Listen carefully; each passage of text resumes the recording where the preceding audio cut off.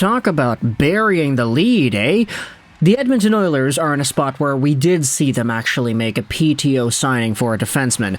That was Travis Dermott a few days ago.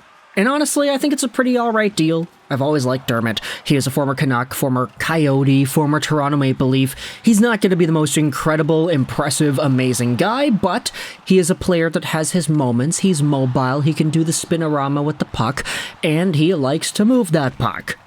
But when it comes to the Edmonton Oilers, it turns out their PTO defenseman situation might have entailed a conversation or two about somebody else.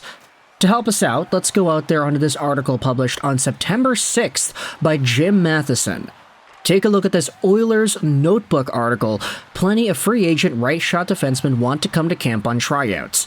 Kevin Shattenkirk's agent, George Bezos, says he's trying to get a contract, not a PTO from teams, but he does say the Oilers would be a good fit for his client on and off the ice. This article will be linked in the description if you want to go ahead and read it yourself. Of course, it's from about a week ago. September 6th was a while ago after all. But if you scroll down into this piece, you'll read what Matheson has to say about the right-handed defenseman pool. In fact, the article opens up by diving straight into it. Is every free agent right-shot defenseman looking at the Edmonton Oilers for a handout? A training camp invite after a trip to the Stanley Cup Finals this past June? Or is there some misdirection here? Former Oiler Tyson Barrie didn't get a tryout offer and signed in Calgary. Tony DeAngelo, late of Carolina and a one-time junior teammate of Darnell Nurse, was interested, but apparently that's a no-go too. Now, we're looking at Justin Schultz Part 11 after Seattle took a pass on re-signing him after 2 years there. Or, the latest, Kevin Shattenkirk, unencumbered after Boston didn't want him back. Notice the trend? All of these guys shoot right and have played the point on the power play.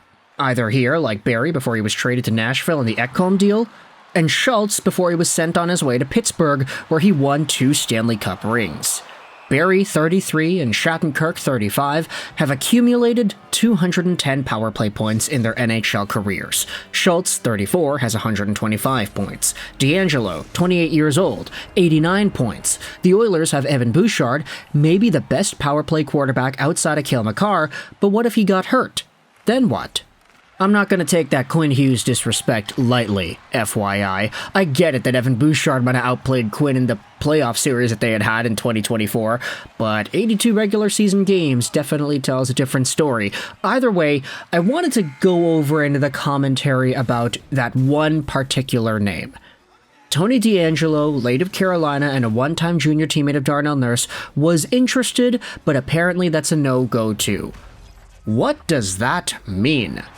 Does that mean that Tony DeAngelo wanted to come over to the Edmonton Oilers? That he was interested in signing some sort of a PTO or whatever, but the Oilers said no? Does that mean that Tony DeAngelo was interested at one point in signing with Edmonton, but for whatever reason ended up dropping the case and deciding to go elsewhere? What is the language about that implying here? Well, let's expand. Here's another article, this one on OilersNation.com, talking about a report made by Frank Saravalli in regards to Tony DeAngelo. This article was published 15 days ago by Mike Goult, and reading the title, it's pretty indicative as to what's going on here. Saravalli says that Tony DeAngelo would love to be in Edmonton, and he is willing to play for cheap.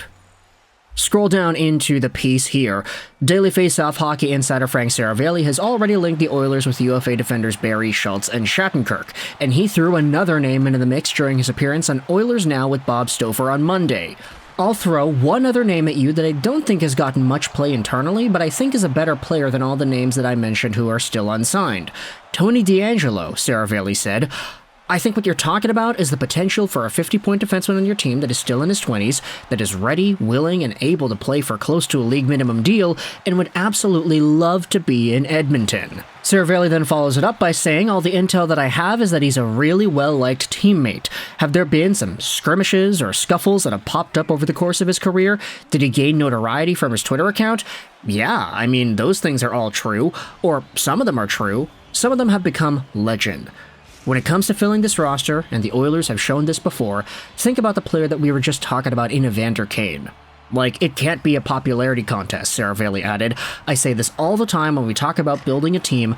Are we looking to have a team of nice guys who win in the community, or are we looking to have a team that wins the Stanley Cup? I think there's a way to blend both of those missions, but I'm not leaving any stone unturned on trying to win a cup.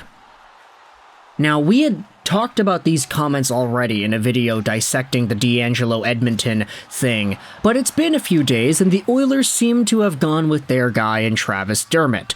Never mind the speculation linking them to other names like Kevin Shattenkirk and others. So for Tony DeAngelo, apparently learning that he was really interested in going to the Edmonton Oilers, he'd be really open to playing with Edmonton for a league minimum deal just to be on a team that was a winning, top-of-the-league caliber team.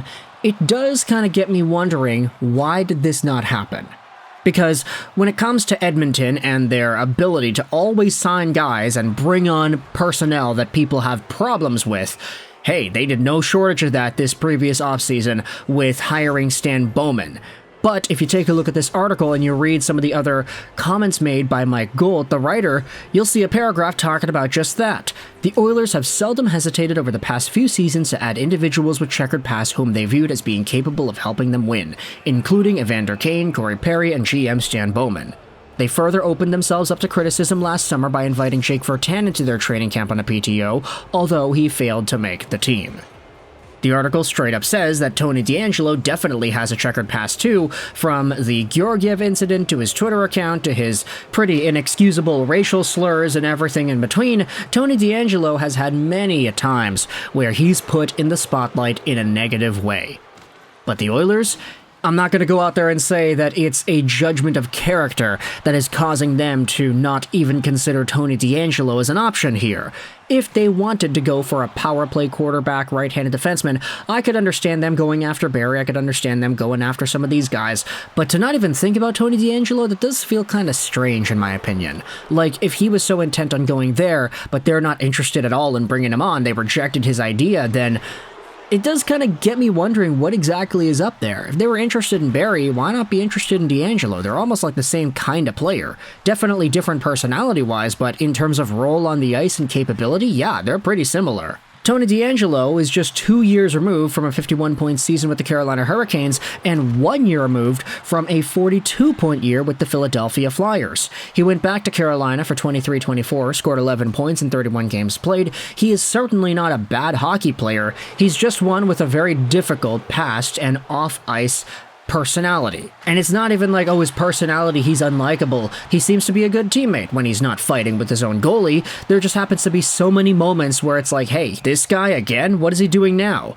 And whether it be for that reason or because of a surplus of other guys, the Edmonton Oilers just did not want to go down that avenue.